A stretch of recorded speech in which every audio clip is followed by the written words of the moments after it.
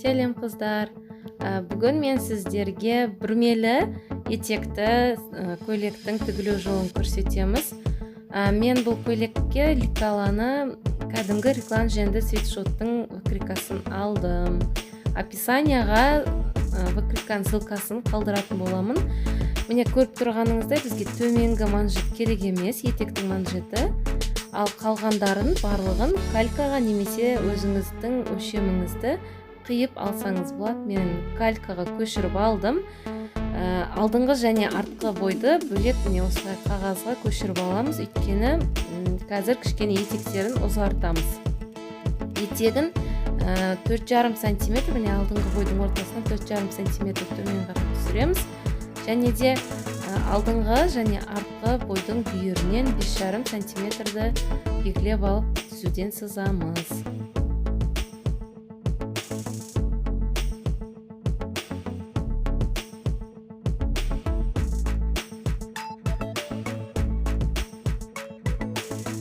Сызып белгілеп алдық. Енді артқы бойдың ортаңғы сызығынан төмен 8,5-9 см төмен түсіреміз. Негізінде етегін түзуден бірдей етіп ұзартсақ та болады, немесе осылай мен жасағандай кішкене артқы бойды мен кішкене түсін түсіріп жасадым. Және де міне қараңыз, міне бүйірден, міне алдыңғы және артқы бүйірден мен қазір 1,5 см өлшеп, қолтық ойындысының ұзынан қолтық ойындысымен осы нүктені қосып аламыз. Бұл кішкене көйлегімізді кеңдетіп алу үшін осылай сызамыз.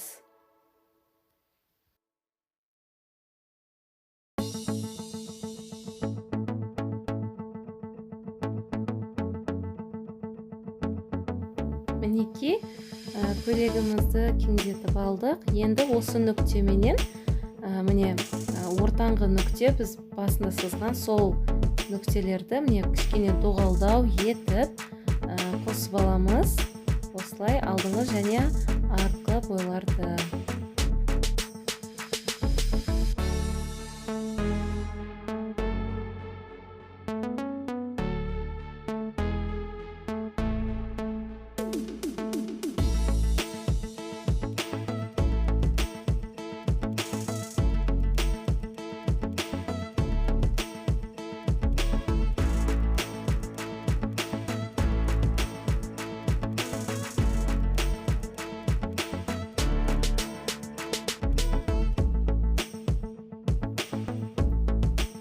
Алдыңғы және артқы бойларымыздың етектерін дайындап алдық. Енді етекке бүрме дайындаймыз. Бүрме дайындау үшін не осылай артқы бойдың етегін өлшеп аламыз да, соны 1,6-ға көбейтеміз. Бүрменің көлемді болуын қаласаңыз, өлшенген ұзындықты 1,8-ге көбейтсеңіз болады. Және де енін біз 8 сантиметрден арғарай өз қалауыңыз бойынша өлшейсіз. Енін өйткені біреулер ұзын болғанын немесе қысқа бүрме болғанын қалайды. Міне біз бүрмеден 2 деталь бүктелген күйінде 2 деталь пішеміз. Яғни бұл жерде міне көріп тұрғаныңыздай шеті бүктелген.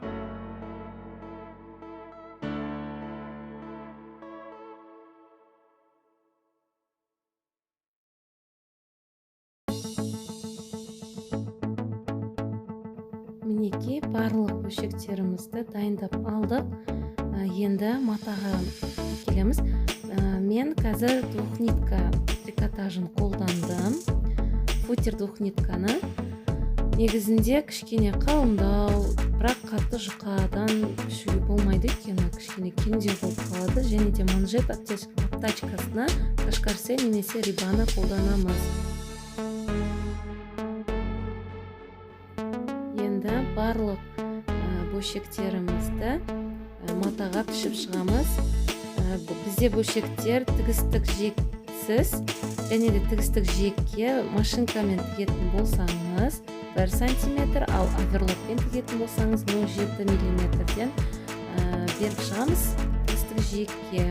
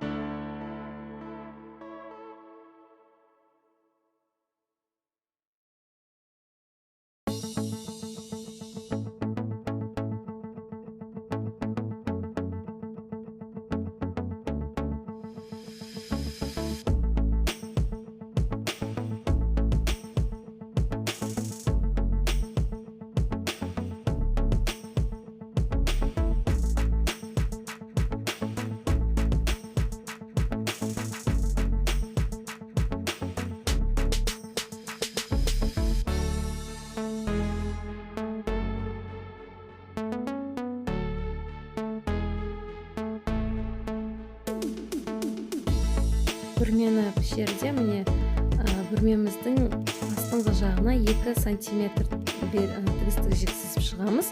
Себебі ол өңдеу үшін, қайырып өңдеп тігу үшін. Ал қалған жерлеріне 1 сантиметр немесе 0,7 миллиметрден сызып шығамыз.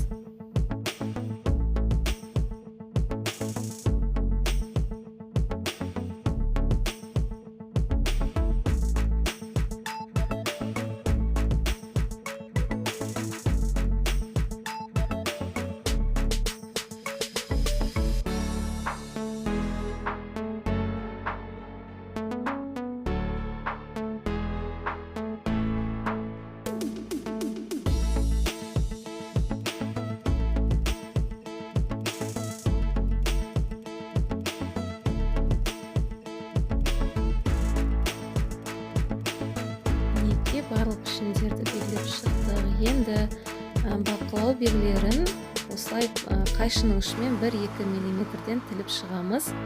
Өйткені тіккен кезде бізге бұл көмектеседі. Мінекей барлығын жеңде және алдыңғы бойдың қолтық ойындысында болады бақылау белгілеріміз тағы да. Солардың барлығын осылай тіліп немесе сызып шықсаңыздар да болады.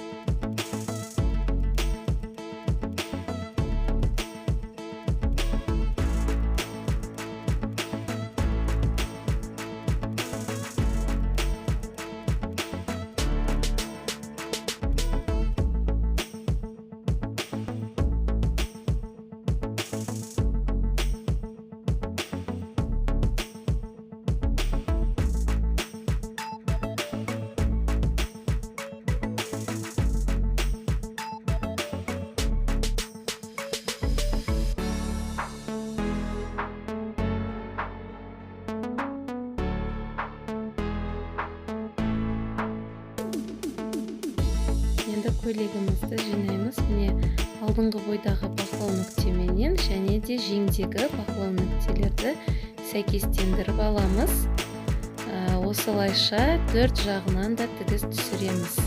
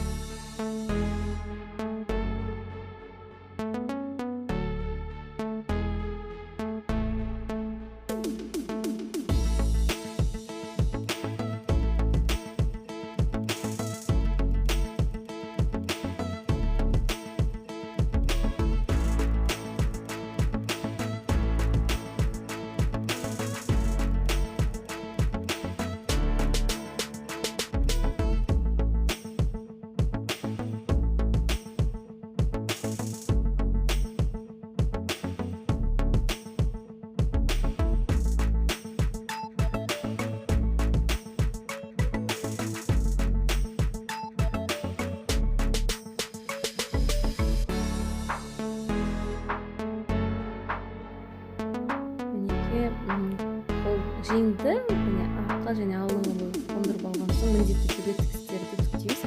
Ал қазір біз бүрмені дайындаймыз. Бүрме дайындау үшін бізге ара қашықтығы 5 мм-ден 2 параллельді рет түзу тігіспен тігіп шығамыз.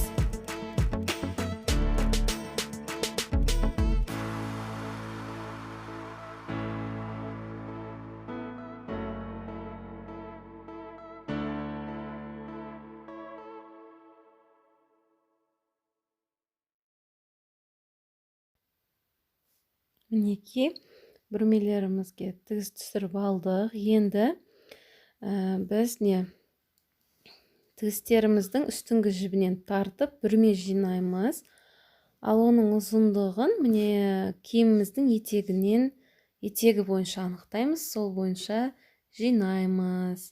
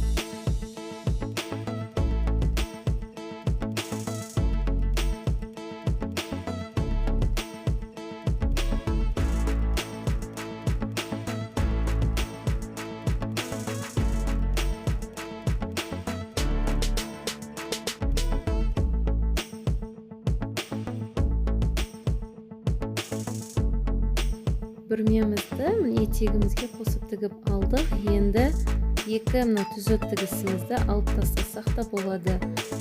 Жіптерді алып болған соң бүрменің тігісін жоғары қаратып үтіктеп шығамыз.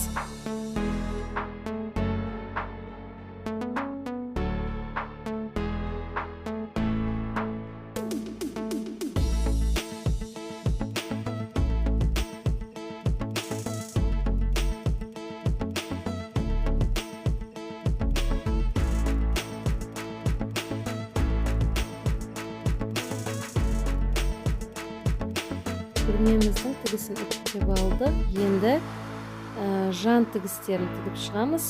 Жең және көйлегіміздің жанын бірыңғай түзуден тігіп шығамыз. Оверлокпен немесе машинкамен тігіп шығамыз.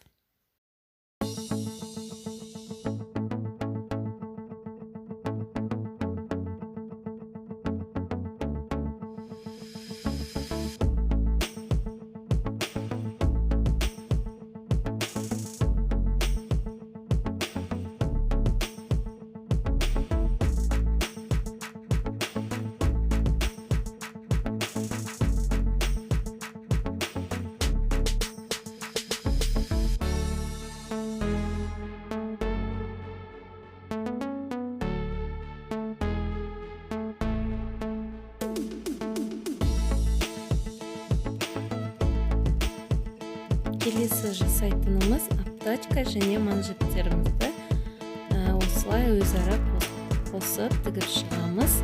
Сосын ортасынан қайырып үтіктеп шығамыз.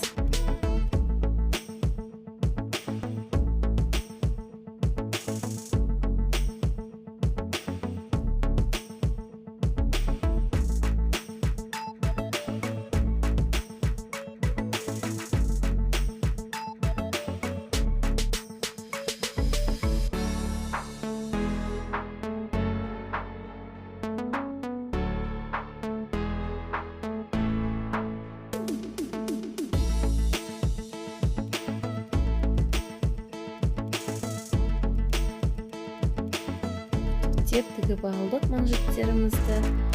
Енді қазір міне мойын аптачкасын мойын ойынысына қондырамыз. Ол үшін міне бақылау белгілеріменен манжеттегі аптачкадағы және де мойын ойынысындағы бақылау белгілерін бір-біріне сәйкестендіріп, міне инемен немесе көктеп шықсаңыз да болады.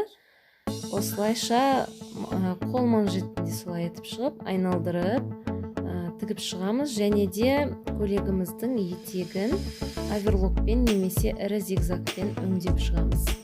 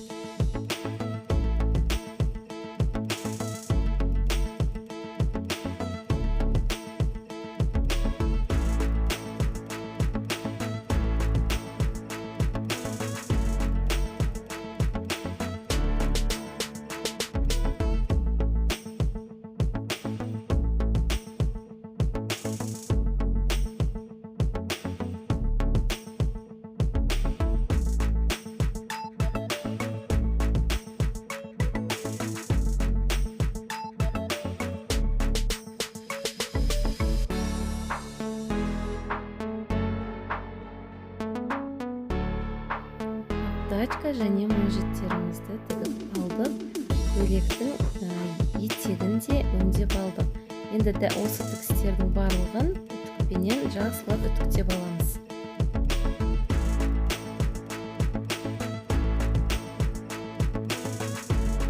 Ал қазір біз етекпен жұмыс жасаймыз. Етегімізді міне 2 сантиметрге қайырып, айналдырып, көктеп немесе осылай инемен қосып шықсаңыз да болады.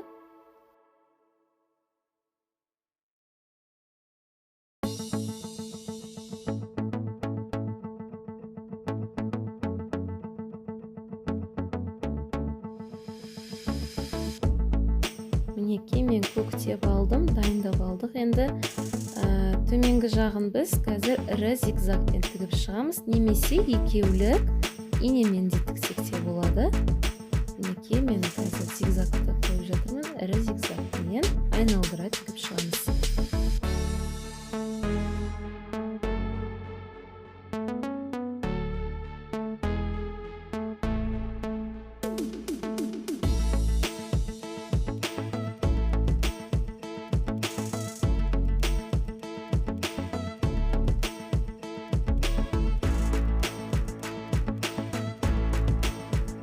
Зигзагтап алдық етегімізді. Енді көктеген жіптерімізді алып тастап, тігісімізді жақсылап үтіктеп аламыз.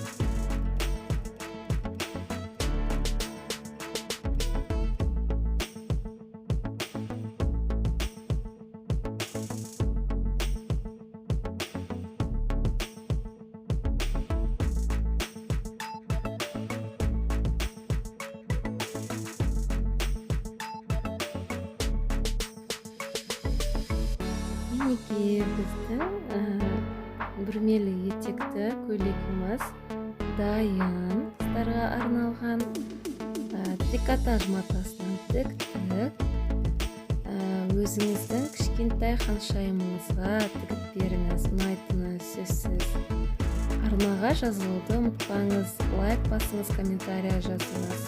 Назарларыңызға рахмет.